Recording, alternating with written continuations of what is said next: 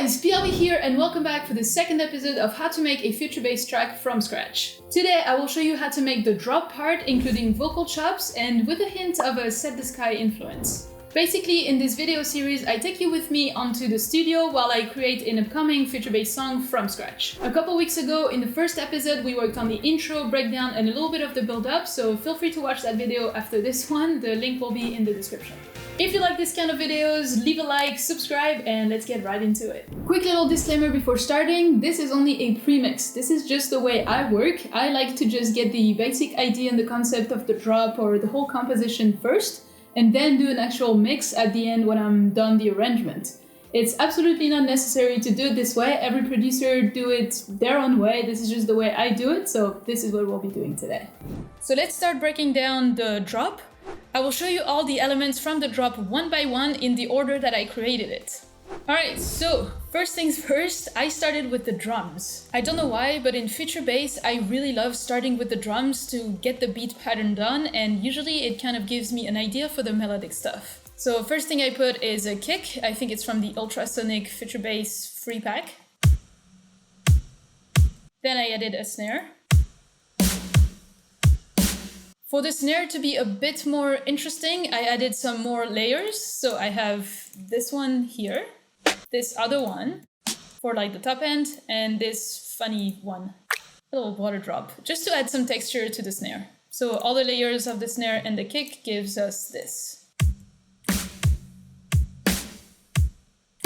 Then I wanted to have a bit more variations going, so I added those little toms / little kick in between. Then a very important element in future bass is the reverse kick, which is basically the exact same sample, just reversed. Then after this, I added some hi-hat loops. Then I added some little crashes for some more energy.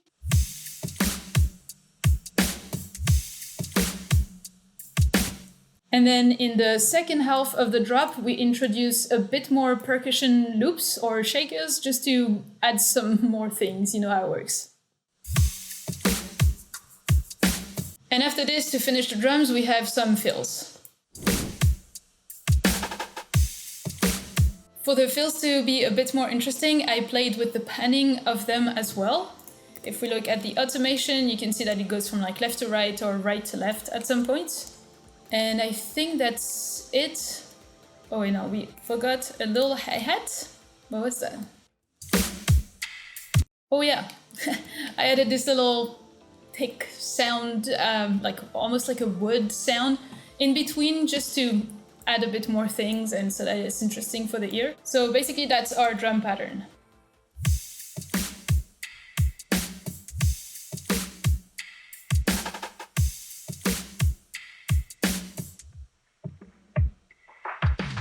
So once my drums were done, I wanted to add all the effects and atmosphere just so that I can have more of a context. That's also what I did in the intro breakdown, so that's just how I work.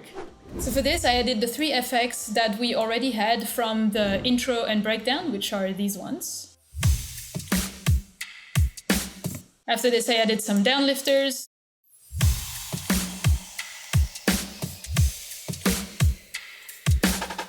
And then I brought back our risers and uplifters from the Buildup.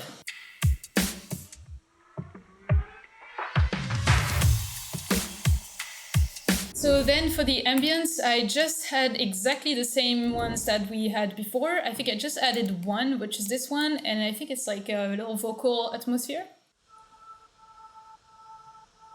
that I said chain as well. Should maybe have it a bit more. Yeah. Yeah, so that's it for what we have for now. And once we have this, I started to create my chords, which are the supersaws. So for the supersaws, I have 3 layers, 4 actually, because I have an extra synth here that needed another mixing process, so that's why it's on a different group. And basically, I took the same chords that I had from the build-up, and I just played with the MIDI to have like pauses at the snares and in some kicks, you'll see in the context. But yeah, basically they sound like this.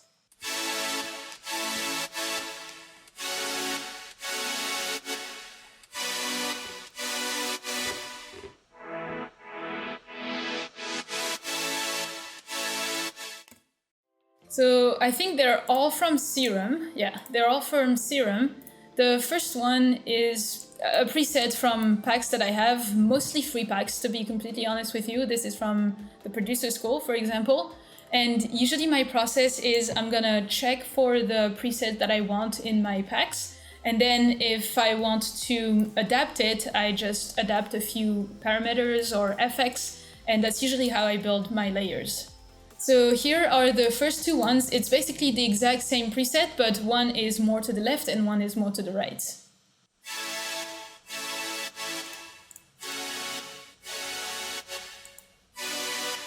It's just so we have like a bigger superstar sound. And then the other one is this one, which cover more of the midder frequencies, if that's an English word. So that's for the 3 layers, and then for the processing, that's how it sounds before.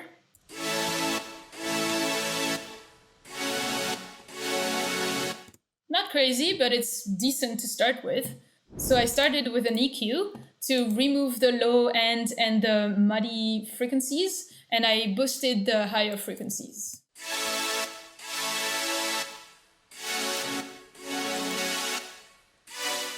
And that's basically what gives you like this screechy higher, superstars that Future Bass has. Then after this, I put an OTT.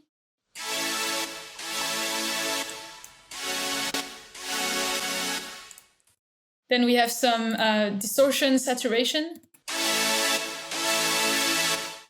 And then some reverb for still a bigger sound. And then the gain here that we have is actually automated, and this is what gives us our side chain.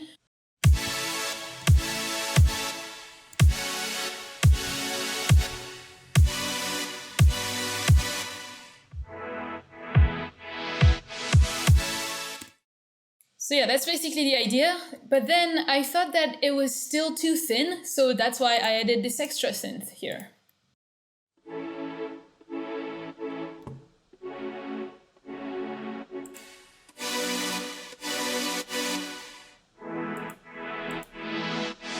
Like you can hear that without it, it's quite thin.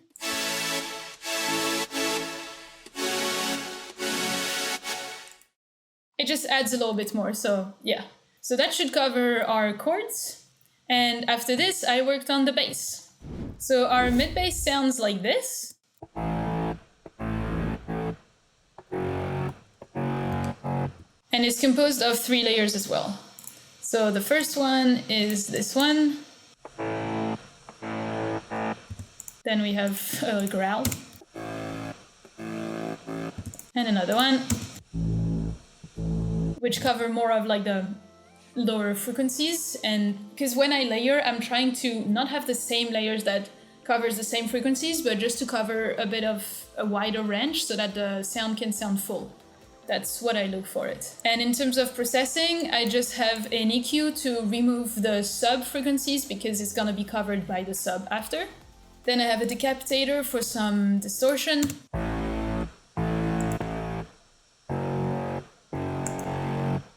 And then the gain, which is our sidechain because I did it manually. So that's it for our bass. And then after we have the sub, which is pretty much just a very typical sub preset that I have myself. You might not even be able to hear it if you're on a phone or something like this, so yeah. Excuse me, I'm trying to shoot a YouTube video. So yeah, nothing fancy for the sub, it's pretty much just a preset that I have myself. And I just have an EQ to remove the bass frequencies and leave space for the bass and only the sub here. Also the gain here, which is the sidechain, same automation everywhere. And yeah, that's basically it. So let's play what we have right now.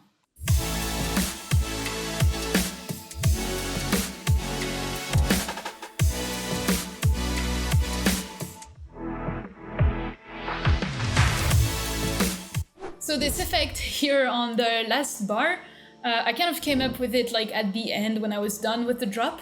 Basically, it's on the master. I have an automation for the EQ, which is here. So it's, you know, it just goes filtered here. And then I have a gain automation, which also helps this like a bit more sidechain.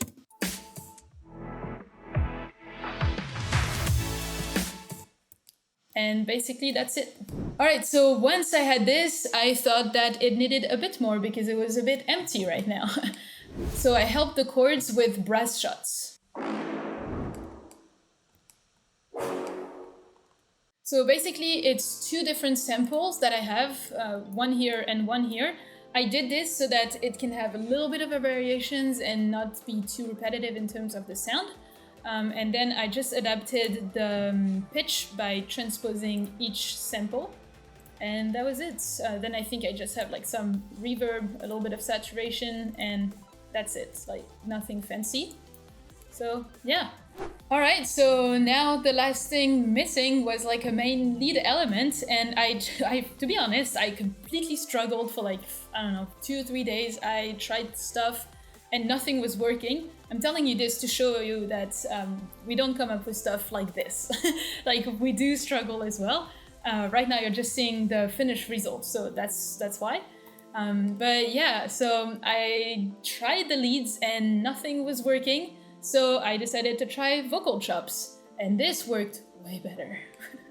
So to show you how I did my vocal chops, basically I just went here and duplicated the lead vocals of the second part of the song, and I chopped them exactly like that. Yeah, I just went and did like each cut, and I did all the cuts like at the beginning of words or at the beginning of vocals and vowels. Basically I was looking for vowels mainly, and beginning of the words. So once this was done, I sent it to a sampler instrument. That's how we do it on Logic, but you can do it as well with SliceX, I think, on FL Studio. So it's the same, exactly the same. So basically the way it works is that all your vocals, like each vocal chop is assigned to a note.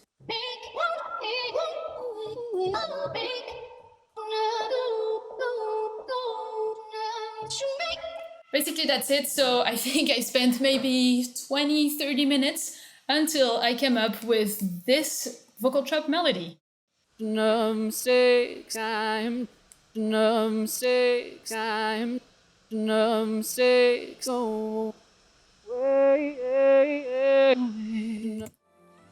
like this, it doesn't sound really good or interesting, but the melody was there and I was happy of that melody. The reason I have those two notes separated is because it wasn't sounding good on this one if they were like overlapping notes, so that's why I had to separate it on another track, but same melody. So then, to make it interesting, I treated the vocal chops and I put a CLA vocals to start with. Then the main thing is the little altoboy, where I pitched it up one octave up and formant up a little bit.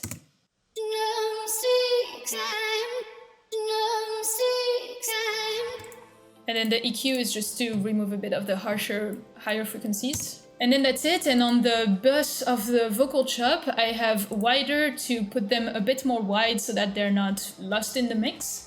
And then the gain is the same sidechain automation to the kick so that it follows the sidechain of the whole song. And basically that's it.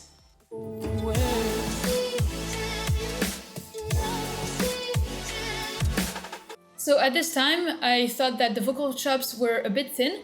So what I did is I duplicate them, and I duplicate one to the left and one to the right. And I also added a vocal doubler, and yeah, that's what we have.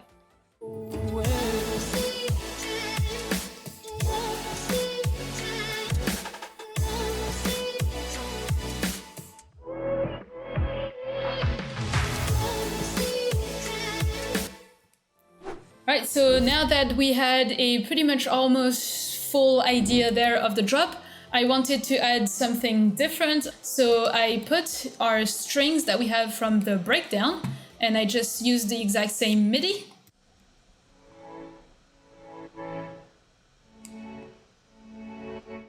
And same, I put the same sidechain automation. Then I wanted to have a little bit of another melodic element, and for this I chose a loop, which I thought was matching the vibe very well. And at the end, I added myself another ARP that I made with a sample from Syrup, preset from Syrup? So the preset for the ARP is a preset that I found on Serum. It sounds like this. And it's just like a little accent on the end of the ARP.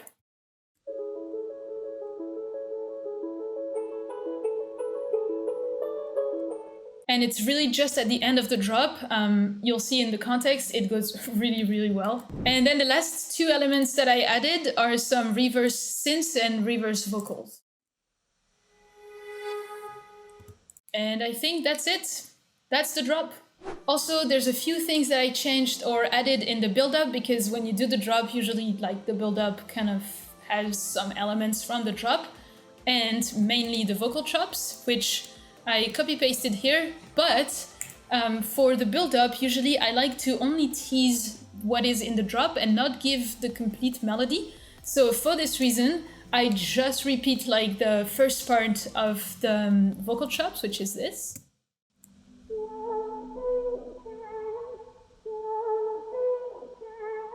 And in the processing, I filtered it way more so that it's just a little tease and we don't hear fully the vocal chops because there's still the vocals singing. I have Pancake as well to kind of like go from left to right a little bit. And yeah, that's pretty much it. Then in the build-up, I also added the sub from the drop, but using the same MIDI here, like long notes, not the ones that are chopped in the drop. Then another thing is I added a sub drop over here. And then I also added this little wind sample in the middle of the build-up, which I think was working really well, just to kind of like add a little bit of interesting things for the ear.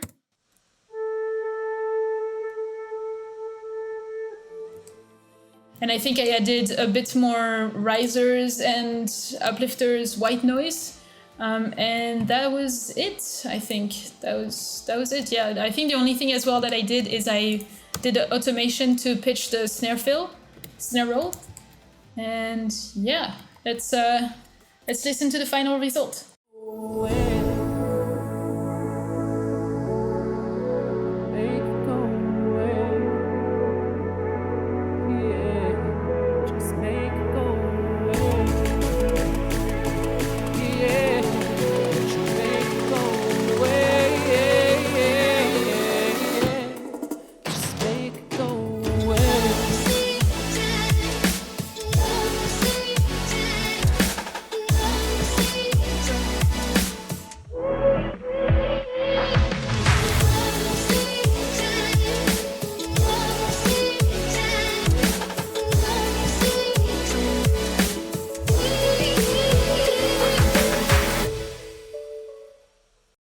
That's it!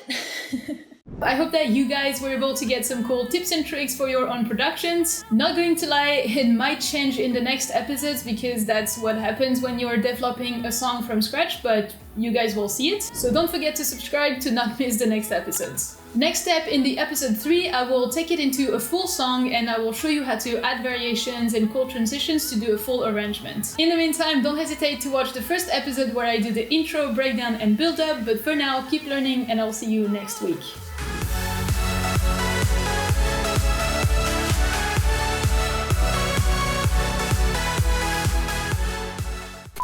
I hope that you guys were able to get a cool tip.